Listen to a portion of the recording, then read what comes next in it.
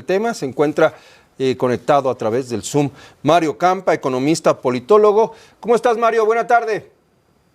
Hola, ¿qué tal? Los saludo con mucho gusto. Buena tarde. Mario, ¿cómo entender el caos? Trump impone aranceles. Bueno, empecemos desde el principio. Trump amenaza con aranceles, obliga a una negociación que no respeta, se cumplen los términos de la negociación y de todos modos van los aranceles, se aplican las cuotas y de repente sale el secretario de Comercio de Estados Unidos a decir, híjole, sí, pero vamos a revisarlo porque he recibido muchas llamadas telefónicas de México y Canadá. ¿Cómo entender todo este caos, Mario?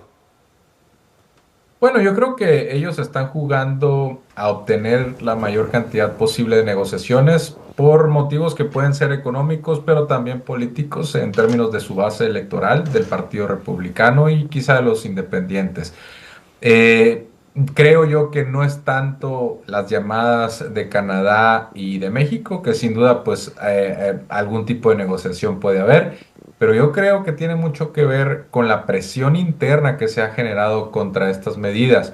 Los mercados financieros reaccionaron negativos, cayeron y llevan acumulado casi 10% de descenso desde que Donald Trump anunció por primera vez los aranceles cuando ya fue presidente. También hay un rechazo del mundo corporativo, en específico o en especial del sector automotriz y también del consumidor estadounidense, porque distintas ONGs calculan que se traducirá en un impuesto de entre $1,000 y $1,200 por hogar en un año.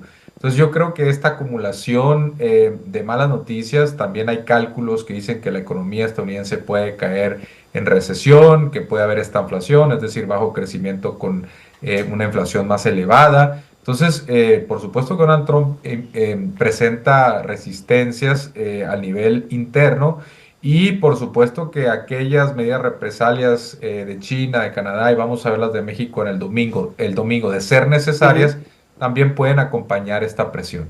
¿Por dónde podrían ir las represalias de México? Se habla de represalias arancelarias, pero también de otro tipo. ¿A qué se puede referir la presidenta cuando adelanta esto?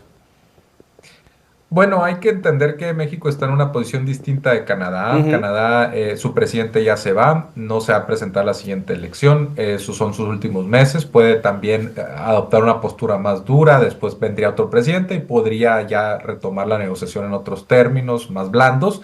Y también que Canadá exporta más materia prima, específicamente energía, petróleo, electricidad, que puede ser más sensible para el presidente Donald Trump, que incluso hizo una deferencia y le puso un arancel del 10% a esas importaciones provenientes de Canadá. Sin embargo, pues hay otras medidas acompañantes no tarifarias que pueden tomar los países. China ya dio algunos ejemplos, ¿no? Por ejemplo, abrir un caso antimonopolios contra algunos de los gigantes tecnológicos. Hay economistas que piden grabar específicamente a las empresas tecnológicas de los Estados Unidos y a los oligarcas que están allá, muy cercanos al gobierno de Trump. También podría haber, por ejemplo, restricciones a la exportación de ciertas materias primas, de ciertos minerales. México finalmente es un país minero. En términos de petróleo ya no es tanto un productor exportador, pero pues sí en términos de otros minerales. Entonces hay ciertas medidas también que se pueden acompañar, pero eso sería en el escenario de que no se vean ningún progreso de aquí al domingo. Ya tú lo mencionaste, el secretario de Comercio está todavía dejando abierta una posibilidad.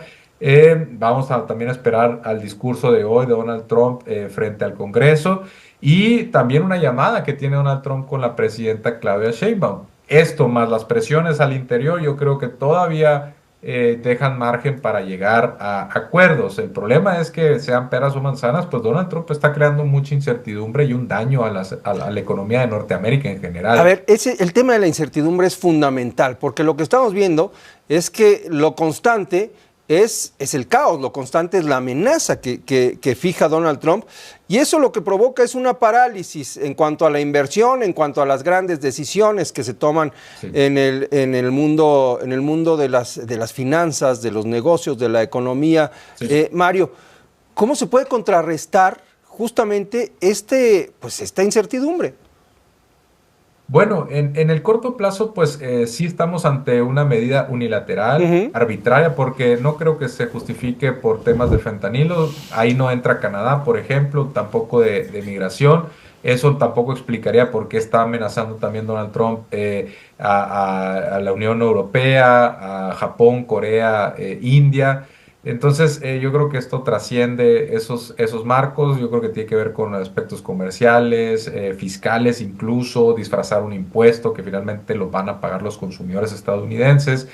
Entonces, es complicado también comprar los marcos discursivos de Ujú. Donald Trump. Es, insisto, una agresión de una economía que además guarda relación asimétrica tanto con Canadá como con México. Es cierto que estos dos países dependen más de Estados Unidos de lo que Estados Unidos depende de ellos, que es muy poco.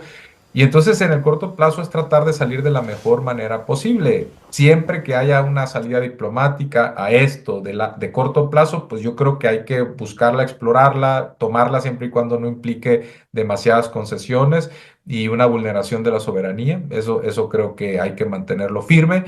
Pero a largo plazo hay que reconsiderar que Estados Unidos está probando ser un socio comercial poco confiable y entonces Ujú. hay que diversificar probablemente a los socios comerciales, retomar también el crecimiento al interior, la política de innovación, la banca de desarrollo, no sé, explorar soluciones como un fondo soberano que ya tienen muchos otros países y repensar algunos aspectos de la política económica que se fue forjando durante décadas, porque también quienes firmaron el TLC en el 93-94 no advirtieron lo suficiente lo que podía ocasionar tanta dependencia en una economía y en los caprichos de un presidente, de una sola persona. Entonces, yo creo que esto nos puede servir de alerta de hacia adelante, que hay que corregir algunas cosas, reducir los riesgos, diversificar en general. ¿El Plan México va en ese camino?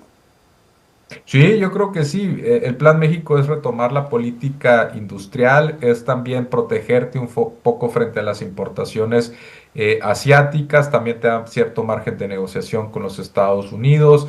Es, por supuesto, también apostar por más innovación encadenada a la misma política industrial, a un rebalanceo también geográfico de las inversiones, también a que la relocalización no únicamente esté orientado a las exportaciones, sino también al mercado interno, que se ha robustecido definitivamente porque se expandió mucho la masa salarial en los últimos años, no tanto por la creación de empleo, sino por el crecimiento de los salarios, que sí, la verdad, fue significativo. Y ese consumo privado ha llevado a que el mercado interno haya crecido, a pesar incluso de un ambiente de tasas de interés bastante altas en términos de la inflación que tenemos. Tenemos un cacho ahí también de espacio monetario que hay que explorar. El Banco de México puede todavía reducir más tasas de lo que lo ha reducido hasta ahora. Y México, pues, va a salir de esta, no me cabe la menor duda. La cuestión es de largo plazo, qué es lo que se corrige para también retornar a tasas de crecimiento más elevadas, porque se supone que con la firma del TLC en el 94 esto nos iba a llevar al desarrollo, pero también hemos importado crisis como la del 2001-2002 de la burbuja del Internet, la del Ujú. 2008-2009 el sector financiero de los Estados Unidos. La pandemia es un tema un tanto aparte porque es más global, pero esos riesgos no se advirtieron en su momento de manera mucho más clara y con un mejor diagnóstico, ¿no? Pues Mario, muchas gracias por tomarnos la llamada y analizar este tema que sin lugar a dudas pues nos mantiene alerta, nos mantiene al tanto, porque además las condiciones económicas de México y el mundo son endebles como para entrar en guerras comerciales. Efectivamente, esperemos la resolución satisfactoria de esto, porque si no, Estados Unidos puede ir a recesión. Muy bien, gracias Mario.